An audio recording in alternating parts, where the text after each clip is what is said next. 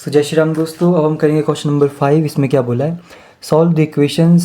तो हमें जो 3 इक्वेशंस दी है लीनियर इक्वेशंस, इनको सॉल्व करना है, बस इतना बोल रखा है। ठीक है, तो अब यहाँ पे स्पेसिफाई नहीं किया हुआ है कि हमें एलिमेंट्री ऑपरेशंस का यूज़ करना है नहीं करना है, मैट्रिक्स मेथड का यूज़ करना है, किससे करना है, सब कुछ लिखा हुआ नहीं।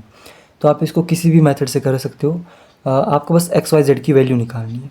ठीक है, तो किसी मेथड से कर सकते हो।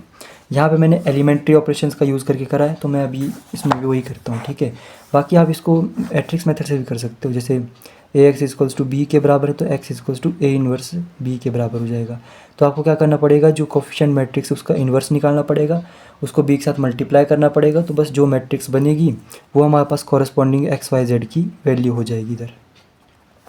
ठीक है, इस तरह से कर सकते हो।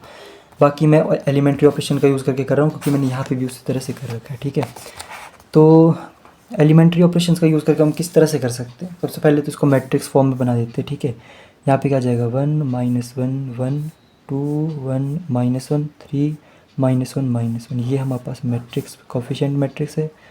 ये हमारे पास आ गई वेरिएबल मैट्रिक्स, ये होगी राइट साइड वाली मैट्रिक्स। ठीक है, अब हम क्या करेंगे, इसको थोड़ा सा रिड्यूस कर देंगे। तो रो 2 पे मैं ऑपरेशन अप्लाई करता हूँ, रो 2 -2 टाइम्स रो 1, रो 3 पे करता हूँ रो 3 -3 टाइम्स रो 1। ठीक है, देखते हैं हमारे पास क्या आता है।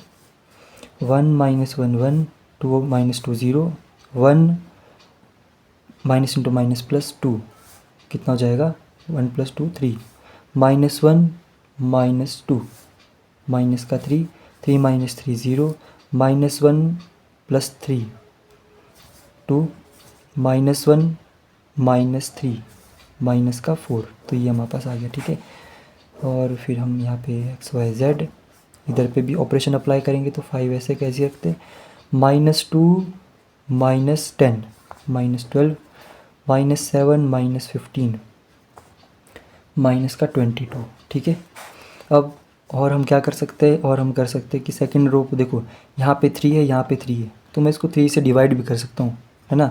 और यहाँ पे 2 है, यहाँ पे भी 4 है, तो यहाँ पे मैं इस तरह से कर सकता हूँ कि रो 2 पे ऑपरेशन अप्लाई किया सच दैट इसको हम 1/3 से डिवाइड कर देते हैं रो 2 को।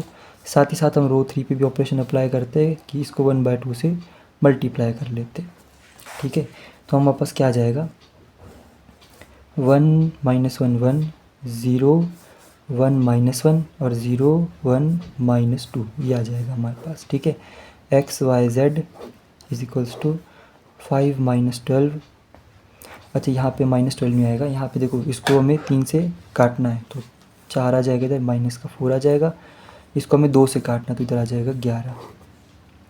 ठीक है, अब हम क्या कर सकते हैं, हम थर्ड रो में से सेकंड रो को माइनस कर सकते हैं। रो 3 पे ऑपरेशन अप्लाई किया such that row 3 minus rho 2। ठीक है, तो हमारे पास देखते क्या आता है, 1 -1 1 0 1 -1 0 -0 0 1 -1 0 -2 माइनस माइनस प्लस 1 -2 + 1 -1। ये आ गया हमारे पास X Y Z as it is. बाकी 5 -4 -4 प्लस -11 + 4 माइनस का 7 आ जाएगा। ठीक है, ये हमारे पास आ गया। अब यहाँ पे हम क्या कर सकते हैं, हम ये जो रो है इसको कॉलम के साथ मल्टीप्लाई करके राइट हैंड साइड में जो वैल्यू उसके बराबर लिख सकते हैं। मैं बोल रहा हूँ कि जैसे हमारे पास यहाँ पे है x - y + z is equals to किसके बराबर है, 5 के बराबर है। यहाँ पे हमारे पास y - z किसके बराबर है, -4 के बराबर है। और यहाँ पे -z किसके बराबर है, -7 के बराबर है। ठीक है, तो यहाँ से एक्स वाई जेड की हमें वैल्यू मिल जाएगी। तो यहाँ से z की वैल्यू क्या मिली, z की वैल्यू मिल गई भैया 7। ठीक है, अगर z की वैल्यू 7 है तो हमारे पास y की वैल्यू कितनी हो जाएगी, -4 और यहाँ पे आ जाएगा प्लस का 7। ठीक है, 3 आ जाएगी। y की वैल्यू कितनी आ जाएगी, 3।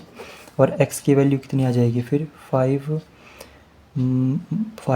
-z + y ये आ जाएगी। तो 5 -z कितना है 7 प्लस y कितना है 3, ये आ जाएगी 1। तो x की आगे हमारे पास 1। ठीक है, y की आगे 3, z की आगे 7। तो यहाँ पे हमारे पास क्वेश्चन को हमने सॉल्व कर दिया।